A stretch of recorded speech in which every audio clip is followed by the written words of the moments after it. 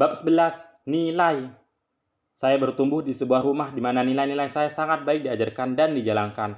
Namun saya tidak benar-benar mengambil keputusan untuk memegang nilai yang baik dan menjalankannya hingga tahun 1970 saat saya berusia 23 tahun.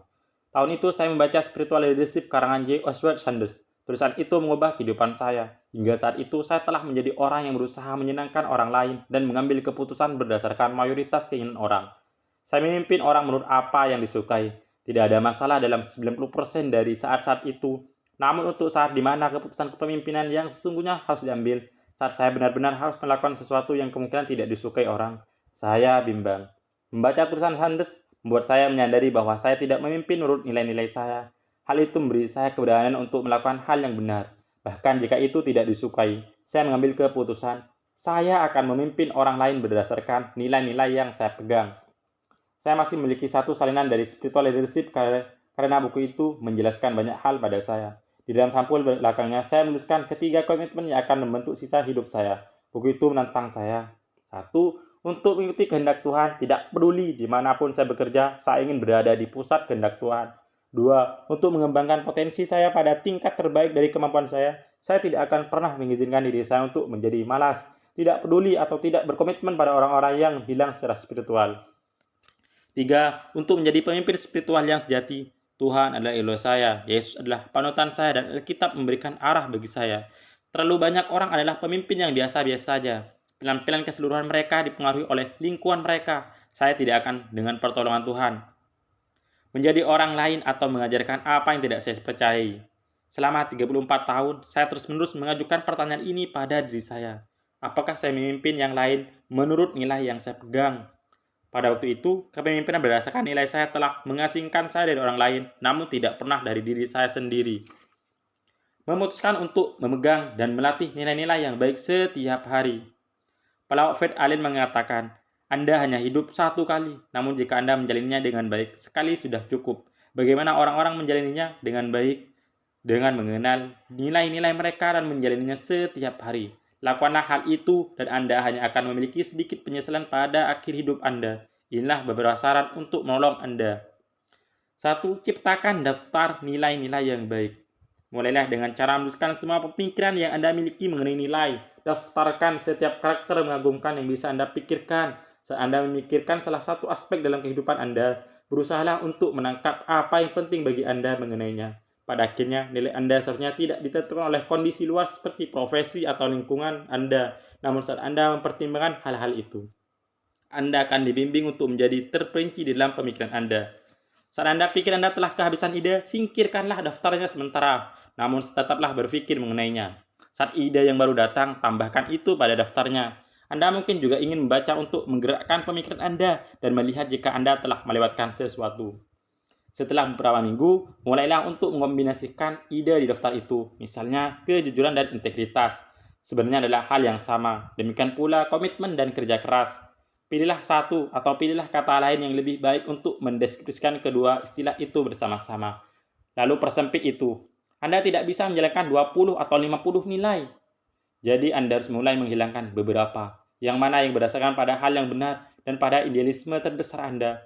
Istilah mana dalam daftar Anda yang benar-benar mempresentasikan inti dari diri Anda? Yang mana yang akan tetap tinggal? Untuk apa Anda bersedia hidup? Untuk apa Anda bersedia mati? Mulailah menghapus apapun yang dibuat-buat atau bersifat sementara. Jika Anda menikah, libatkan pasangan Anda di dalam proses ini. Daftar nilai-nilai Anda mungkin tidak identik, namun secara umum kedua daftar itu harusnya sama. Dan jika ada nilai yang terlihat berbeda antara Anda dan pasangan Anda, berhati-hatilah. Anda harus membicarakan nilai ini dan menemukan di mana Anda benar-benar berdiri. Jika tidak, akan selalu ada konflik di dalam pernikahan Anda. 2. Peganglah nilai-nilai yang baik. Bertahun-tahun sebelumnya, teman saya Jim Dobson, pendiri dari Focus on the Family, mengirimkan alamat di mana ia mengawali usahanya pada Satelit Pacific University. Di dalamnya ia bicara mengenai krisis usia pertengahan yang mungkin dialami banyak orang antara usia 35 tahun dan 55 tahun. Ia mengatakan, saya percaya bahwa itu adalah lebih dari sekedar fenomena dari sistem nilai yang salah dari kelompok usia di mana gejala itu muncul. Tiba-tiba, Anda menyadari bahwa tangga yang sedang Anda panjat ternyata bersandar ke tembok yang salah. Mengklarifikasikan dan memegang nilai Anda bisa menolong Anda untuk menghindarkan hal semacam itu agar tidak terjadi pada Anda. 3. Ambillah keputusan untuk menjalankan nilai-nilai itu setiap hari. Perubahan hidup yang sesungguhnya diawali saat Anda memutuskan untuk mengubah sistem nilai Anda. Itulah dasar dari segala hal yang Anda lakukan. Teman saya, Pat William, Senior Vice President dari The Orlando Magic, sekali waktu mengatakan pada saya bahwa saat Troy Disney ditanyai mengenai rahasia kesan Disney, ia mengatakan bahwa perusahaan itu diatur oleh nilai yang memimpin pada kemudahan dalam pengambilan keputusan yang baik. Hal yang sama itu benar untuk seorang individu. Fisikawan Albert Einstein menyarankan, berusahalah untuk tidak menjadi orang yang sukses. Sebaliknya, berusahalah untuk menjadi orang yang memiliki nilai. Mengapa ia mengatakan hal itu? Karena ia tahu bahwa memiliki nilai membuat seseorang tetap berfokus pada hal-hal yang penting. Hal ini membawa pada kualitas hidup yang lebih baik dalam kehidupan yang penuh integritas. Selain itu, jika Anda berfokus pada nilai-nilai Anda, kesuksesan sepertinya akan mengikuti. Mendisiplinkan nilai-nilai Anda. Mengatur hidup Anda sesuai dengan nilai-nilai yang Anda miliki tidaklah mudah. Mengapa? Karena nilai Anda setiap hari akan diuji oleh mereka yang tidak memilikinya. Orang-orang yang negatif mungkin tidak percaya saat Anda menunjukkan sikap yang positif. Orang tanpa keluarga mungkin tidak memahami pengabdian Anda terhadap keluarga. Orang yang tidak diajar tidak akan memahami dedikasi Anda pada pertumbuhan pribadi. Dan mereka yang prioritasnya berbeda dengan prioritas Anda akan berusaha untuk meyakinkan Anda agar mengikuti mereka atau membuat kompromi yang tidak bijaksana. Disiplin yang saya praktikkan untuk memerangi hal ini sederhana. Setiap hari saya akan melihat kembali dan merefleksikan diri terhadap nilai-nilai saya. Untuk menolong saya melakukan hal ini, saya menyimpan sebuah daftar dalam daily dozen saya di dalam teman berpikir.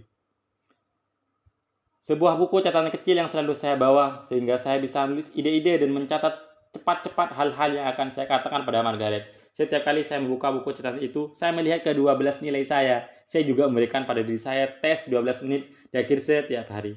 Saya menghabiskan 1 menit meninjau kembali dan merefleksikan setiap daily dozen. Dengan cara itu, saya tetap ada di jalan saya dan sepertinya tidak dijauhkan dari menjalankan nilai-nilai saya.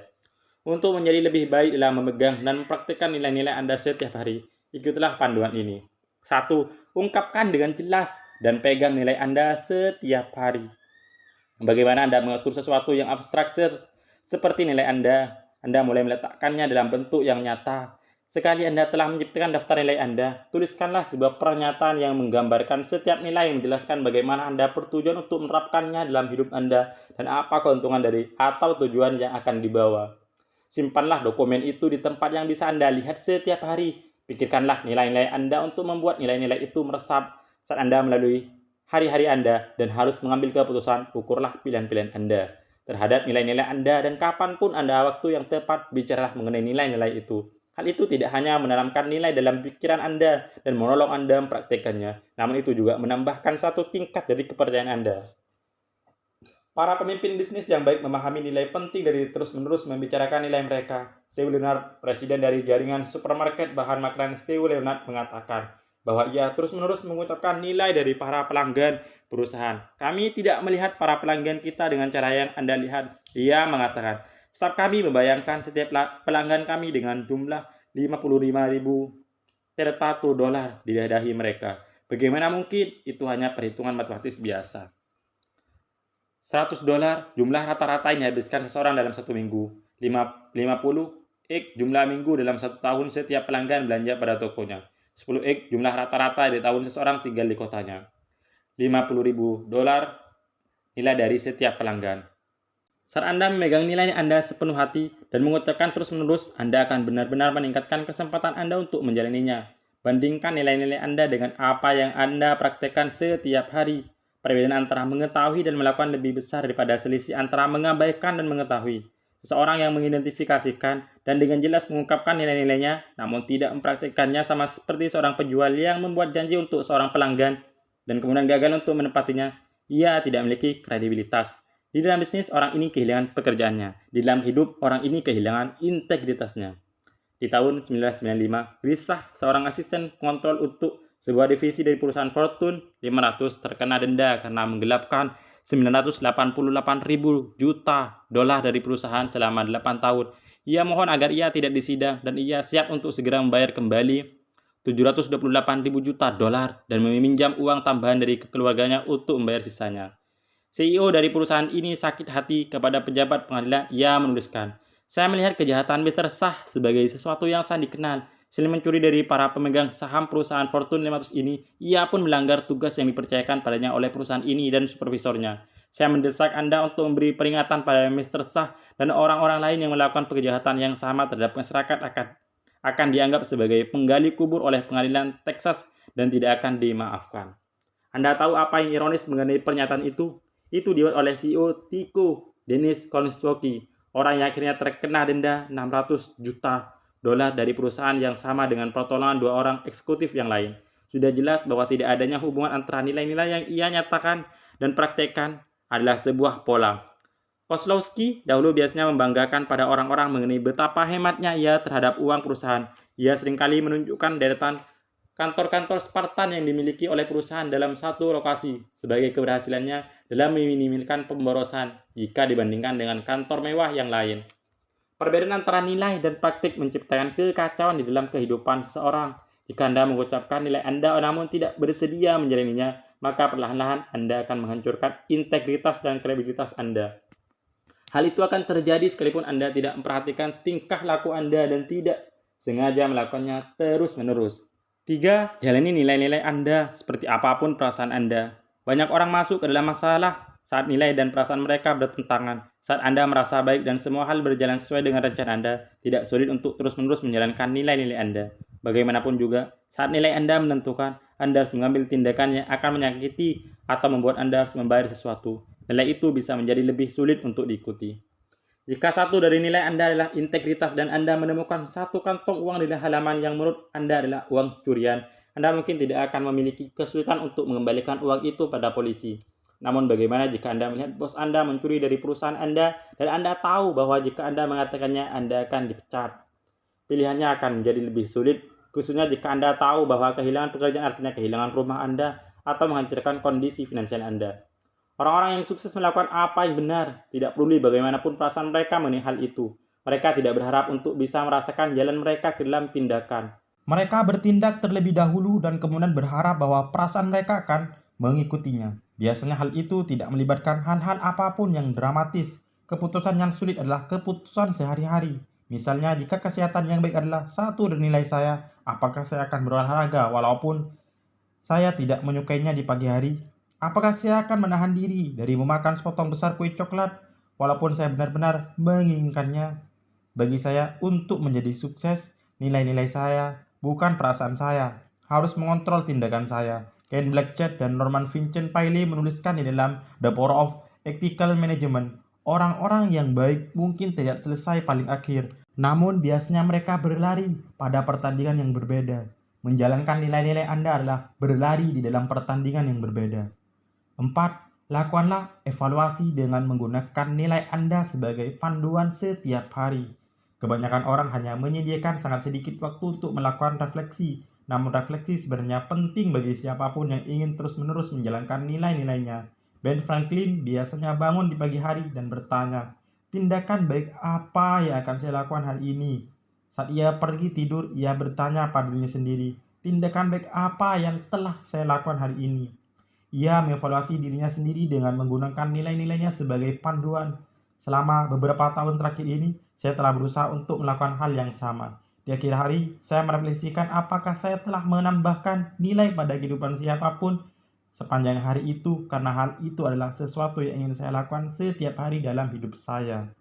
Keputusan nilai apa setiap hari? Di mana Anda berdiri saat tiba waktunya untuk nilai Anda hari ini?